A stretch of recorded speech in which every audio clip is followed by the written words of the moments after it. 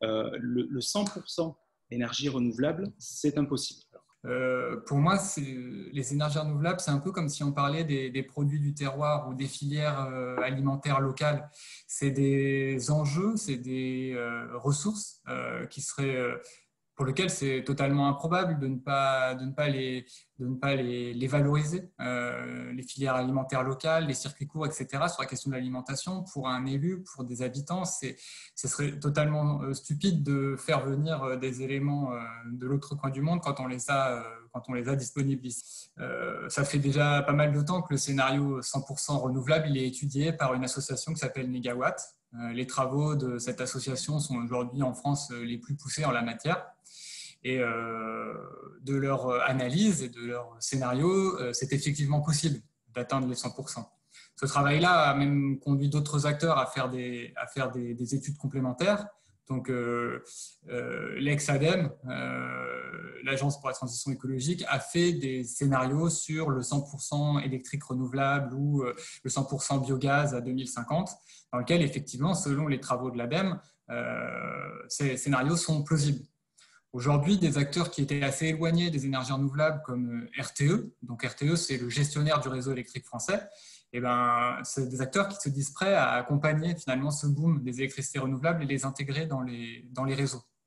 On voit que dans différents pays européens, c'est des choses qui sont déjà des réalités. En Islande, au Norvège, on est sur du 100% électricité renouvelable.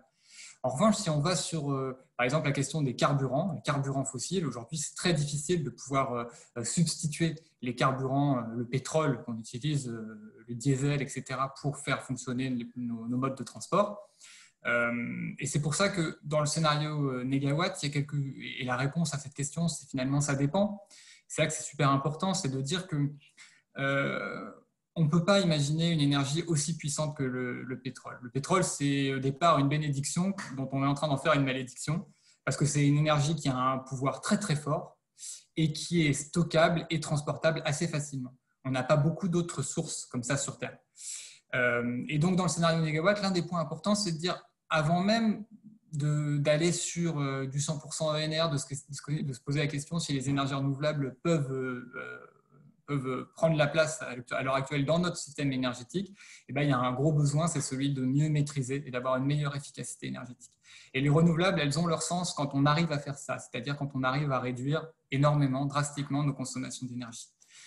Et pour moi, la maîtrise de l'énergie, là où elle est plus compliquée, c'est qu'elle vient interroger tout simplement notre modèle, un modèle qui est basé sur la croissance, puisque là, il s'agit de décroître, de réduire notre intensité énergétique. Et c'est pour ça que c'est un sujet qui est politique et qui est compliqué. Mais d'après les scénarios, c'est possible à condition que dans le même temps, on réduise nos consommations énergétiques. Oui, tout à fait. Pour compléter sur ce que dit Ziad, et justement, j'allais aborder la question de la sobriété, puisque ça fait vraiment partie du triptyque de Négawatt et qui rend possible le fait de passer au 100% énergie renouvelable. Clairement, il faut qu'on se pose la question de nos modes de vie, nos modes de consommation pour être plus résilients. Si on veut vraiment rester sur du 100% renouvelable pour être moins dépendant de sources d'énergie qu'on doit importer de l'extérieur. Et la crise sanitaire Covid nous fait repenser vraiment la notion de résilience. Qu'est-ce qui se passe demain si un minuscule virus arrête comme ça toute la planète?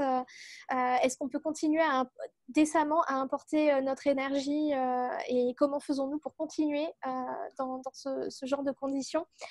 Donc la sobriété, ça impose aussi de comprendre comment on produit l'énergie pour savoir à quel point il faut l'économiser et ne pas la gâcher, la gaspiller. Il ne faut pas que ce soit une question que d'ingénieurs, c'est une question démocratique, l'énergie. C'est une question qui nous concerne toutes et tous. On a notre mot à dire, en fait. De plus en plus, les citoyens veulent avoir leur mot à dire pour ce qui concerne leur vie. Et l'énergie, elle est partout.